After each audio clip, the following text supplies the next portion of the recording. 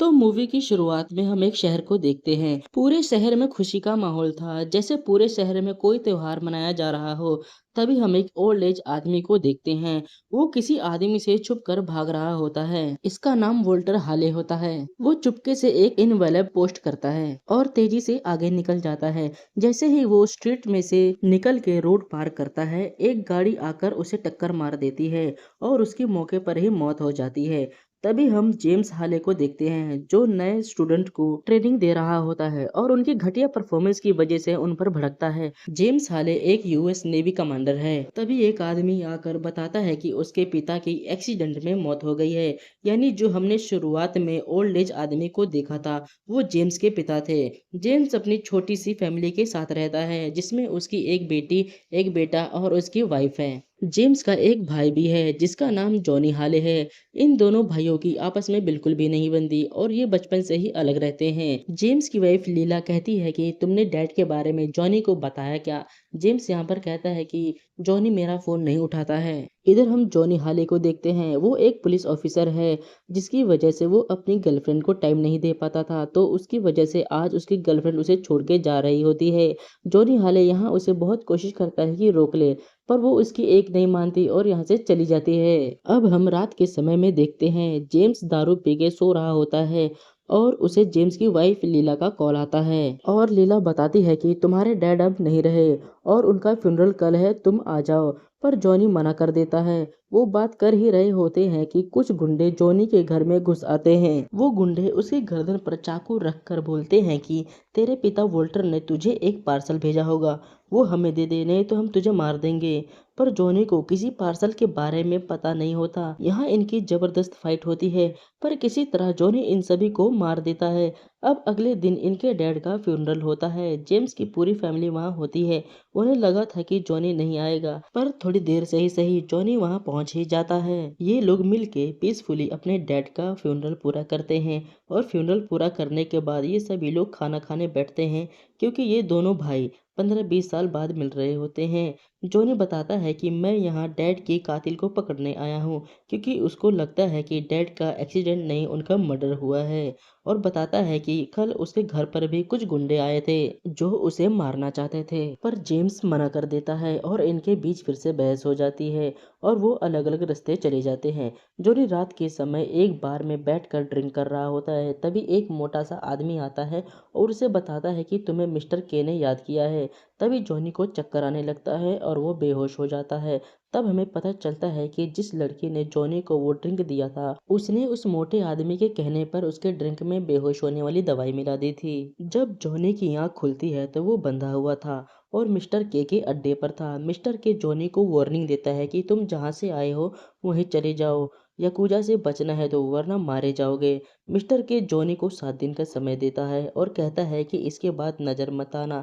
इतना कहकर वो मिस्टर के जॉनी की गर्दन पर एक तीखे हथियार से मार्क बना देता है और मिस्टर के आदमी फिर उसे बेहोश कर देते हैं। जब जॉनी को होश आता है तो वो खुद को एक बीच के किनारे पाता है। इधर हम देखते हैं जेम्स पुलिस स्टेशन में डिटेक्टिव रेनल्ड से मिलता है, जिससे वो अपने डैड के मौत के इन्वेस्टिगेशन के बारे में पूछता है। पर डिटेक्टिव रेनल्ड कहता है कि तुम जानते हो कि तुम्हारे डैड का किन लोगों के साथ कनेक्शन था, तुम इन सब मामलों में मत पड़ो। जेम्स के पिता वोल्टर हाले एक डिटेक्टिव थे, जो लोगों के लिए जासूसी का काम किया करते थे और लोगों को जो इन्फॉर्मेशन चाहिए होती थी वो उनके लिए ढूंढ के लाते थे। जेम्स पुलिस स्टेशन से अपने डैड का सामान लेता है और चला जाता है। इधर जॉनी भी जांच पड़ताल के लिए अपने डैड के ऑफिस में आता है, पर उसे यहाँ कुछ भी नहीं मिलता। जॉनी ऑफिस में इधर उधर ढूंढ ही रहा होता है कि तभी दरवाजे पर हलचल होती है और जॉनी छुप जाता है। तभी एक मोटा सा आदमी जिसका नाम पीका होता है वो आता है और कुछ ढूंढने लगता है। पीका जॉनी को देखकर भागने लगता है, पर जॉनी उसे पकड़ लेता है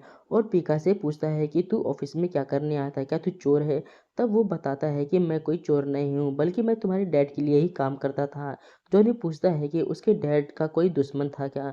तब पीका कहता है कि तुम्हारे डैड ने तो दुश्मन पाल रखे थे, वो भी ना जाने कितने। जॉनी पूछता है कि तूने डैड के लिए लास्ट काम क्या किया था? तब वो बताता है उसके डैड के कहने पर उसने नुई लोअर नाम की कैटरिंग में काम किया था, पर किस लिए ये उसे मालूम नहीं। इधर जेम्स भी अपने डैड के कातिलों को पता लगाने के लिए उसी जगह पहुंच जाता है जहां उसके डैड का एक्सीडेंट हुआ था।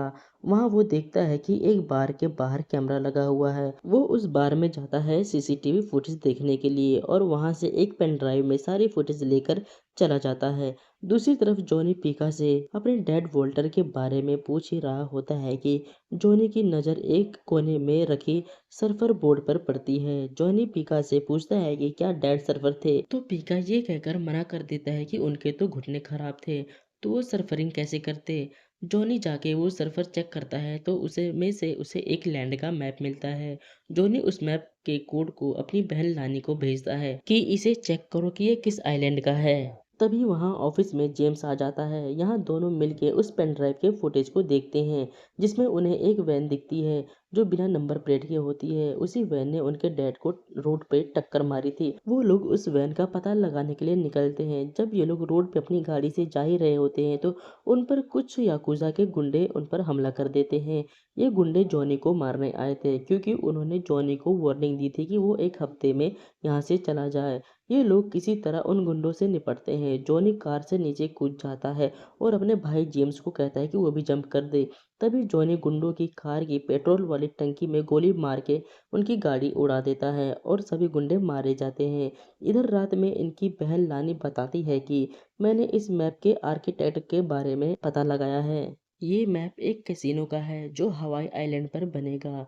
यहाँ लानी बताती है कि कैसीनो में गैम्बलिंग होती है और हवाई में गैम्बलिंग गैर कानूनी है। उसके अगले दिन ये दोनों भाई उस जगह पर जाते हैं जिस जगह का ये मैप होता है। तब उन्हें वहां जाकर ये पता चलता है कि कुछ लोग इस जगह को हथियाना चाहते हैं और वहां के लोगों को भगाना। इन सब के पीछे एक रोबिशो नाम के आदमी का हाथ है जिसके अलग अलग देशों में बड़े बड़े होटल्स है और वो इस आइलैंड पर एक कैसीनो बनाना चाहता है। अब ये दोनों अपने दोस्त पीका की मदद से रोबिशो की पार्टी में एक वेटर बन के जाते हैं। यहाँ जॉनी रोबिशो की वाइफ से मिलता है जिससे पता चलता है कि जॉनी के डैड वॉल्टर हाले को उसने हायर किया था अपने हस्बैंड की जासूसी करने के लिए। उसको लगता था कि उसका हस्बैंड उसे चीट कर रहा है। रोबिशो की वाइफ अपने अपार्टमेंट का एड्रेस देते हुए कहती है कि मैं तुम्हें यहाँ सब कुछ नहीं बता सकती, तुम मेरे अपार्टमेंट में आना, मैं वहाँ तुम्हें सब बताऊंगी। यहाँ पार्टी में दोनों भाइयों को सिक्योरिटी पकड़ लेती है और उन्हें रोबिशो के सामने ले जाया जाता है। जब ये दोनों बताते हैं कि वो वॉल्टर हाले के बेटे हैं तो रोबिशो बताता है कि उसने वॉल्टर को हायर किया था अपनी वाइफ की जासूसी करने के लिए और उसने पूरे पैसे दे दिए थे, तो तुम दोनों यहाँ क्या कर रहे हो। रोबिशो इनको बाहर निकलवा देता है और इसे पता चल जाता है कि जॉनी उसकी वाइफ से मिला था। जब जॉनी अगले दिन रोबिशो की वाइफ से मिलने के लिए जाता है तो देखता है कि बिल्डिंग से गिरने से उसकी मौत हो गई है। जॉनी समझ जाता है कि जरूर उसे रोबिशो ने मरवा दिया है। जॉनी गुस्से में रोबिशो के घर चला जाता है उसे मारने के लिए। जॉनी उसके घर में तोड़फोड़ करता है और लोगों को मारता है पर वहां की सिक्योरिटी उसे इलेक्ट्रिक शॉक देके काबू में कर लेती है। रोबिशो उस पर केस करके उसे जेल भिजवा देता है पर उसके अंकल मेहोल किसी तरह उसे वापस जेल से छुड़वा लेते हैं। जेम्स जॉनी को समझाने जाता है कि तुम इस तरह हमारी मुसीबतें और बढ़ा रहे हो। ये दोनों एक दूसरे को ब्लेम करने लगते हैं और आपस में लड़ाई कर लेते हैं। दोनों लड़ाई में बहुत बुरी तरह जख्मी हो जाते हैं और आपस में सारे गिले शिकवे दूर कर लेते हैं और एक दूसरे से अपनी अपनी गलती की माफी मांगते हैं। अब इनके बीच आपस में एक दूसरे के लिए प्यार और बढ़ जाता है। यहाँ ये दोनों मिलकर अपने डैड के कातिल को ढूंढने का फैसला करते हैं। मॉर्निंग में दोनों भाई बातें कर रहे होते हैं तभी जॉनी की गर्लफ्रेंड का कॉल आता है। वो बताती है कि वो उसके घर पर आई थी जहाँ उसके कुछ पार्सल और अनपेड बिल्स वगैरह पड़े थे। जॉनी पूछता है कि पार्सल में क्या है और कहाँ से आया है। जॉनी की गर्लफ्रेंड वेलेंटीना बताती है कि पार्सल में एक पेन ड्राइव है और ये हवाई से आई है। जॉनी समझ जाता है कि ये वही पार्सल है जो यकूजा गैंग ढूंढ रही है और उसके डैड ने भेजा था। यहाँ जॉनी कहता है कि ये पेन ड्राइव बहुत इंपॉर्टेंट है, तुम उसे लेकर हवाई आ जाओ। यहाँ वेलेंटीना जॉनी से बहुत नाराज होती है। वो पहले तो उसे मना कर देती है कि मैं नहीं आऊंगी, मैं पेन ड्राइव को कुरियर कर देती हूँ, पर जॉनी के रिक्वेस्ट करने पर वो मान जाती है और पेन ड्राइव को लेकर हवाई आ जाती है। ये लोग वेलेंटीना को एयरपोर्ट से पिक करते हैं और जाने लगते हैं। जब ये लोग एयरपोर्ट से वापस घर आ रहे होते हैं तो पेन ड्राइव के डेटा को चेक करने की कोशिश करते हैं कि उस पेन ड्राइव में है क्या, पर वो डिजिटली इनकरप्ट होता है और वो खुलता नहीं। तभी इनके ऊपर कुछ लोग एक चॉपर से हमला कर देते हैं क्योंकि उन्हें पता चल चुका था कि पेन ड्राइव इनके हाथ लग चुकी है और वो इसे हासिल करना चाहते हैं। हेलीकॉप्टर पे सवार आदमी इनके ऊपर मशीन गन से हमला करता है, जिससे पूरे रोड पर तबाही मच जाती है। तभी दो बाइक सवार आते हैं जो इन पर बंदूकों से हमला कर देते हैं, पर वैलेंटीना की ड्राइविंग स्किल्स की वजह से ये लोग भी उनका कुछ नहीं कर पाते और फिर जेम्स और जॉनी दोनों मिलकर इनको भी मार देते हैं। लेकिन चॉपर अभी भी उनके पीछे होता है। जेम्स अपने रिवॉल्वर से चॉपर में बैठे आदमी को शूट कर देता है। उसकी मशीन गन चल रही होती है और गोली चॉपर के पायलट को लग जाती है और चॉपर अनकंट्रोल होकर बीच रोड पे गिर के ब्लास्ट हो जाता है। फाइनली ये लोग इनसे बच जाते हैं। आगे आकर ये लोग एक शॉप पर रुकते हैं और वहाँ कुछ खा रहे होते हैं।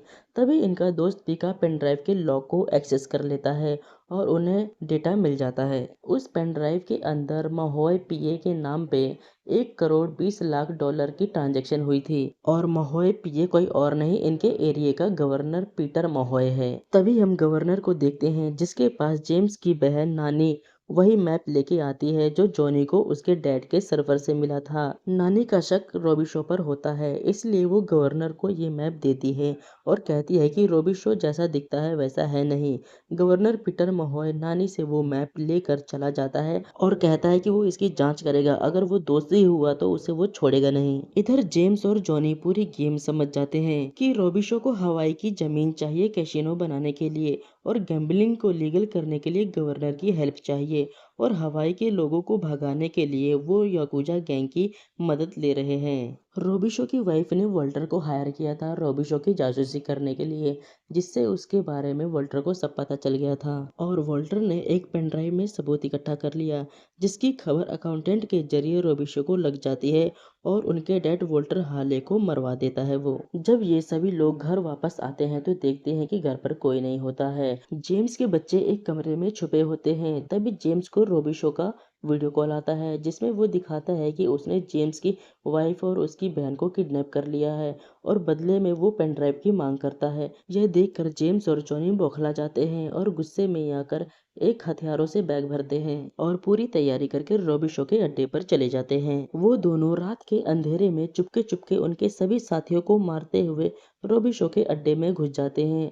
वो वहाँ सभी सिक्योरिटी में खड़े लोगों को मार देते हैं। अब वो अपनी बहन और वाइफ को ढूंढने के लिए आगे जाता है। तभी जेम्स पर याकुजा गैंग के लोग हमला कर देते हैं। जेम्स पूरी तैयारी के साथ आया था और वो सबको एक एक करके मार देता है। अब उन्हें नानी और लीला बंधे हुए मिल जाते हैं। वो उनको छुड़ाता है और सेफली यहाँ से निकाल देता है। रोबिशो अभी जिंदा था जो उनके डैड का हत्यारा था। जॉनी उसके पीछे जाता है जो भाग रहा होता है। जेम्स भी उसके पीछे जाता है पर बीच में याकुजा गैंग का आदमी नाकामोरा आ जाता है और इन दोनों के बीच एक जबरदस्त लड़ाई शुरू हो जाती है।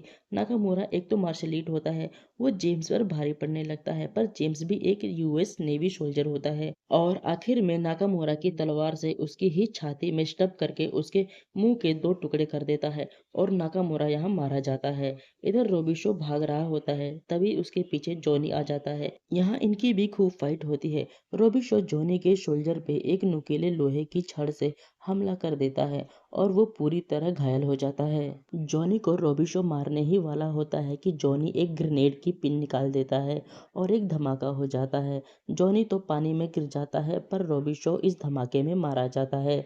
तब जेम्स आकर जॉनी को पानी से बाहर निकालता है और इस तरह जॉनी की भी जान बच जाती है। इसके अगले दिन हम देखते हैं पुलिस पीटर महोय को गिरफ्तार करके ले जाती है। इसके बाद जेम्स और जॉनी एक बीच पर अपनी फैमिली के साथ एंजॉय कर रहे होते हैं और जॉनी अपनी मॉम की फोटो देखकर उनको याद कर रहा होता है।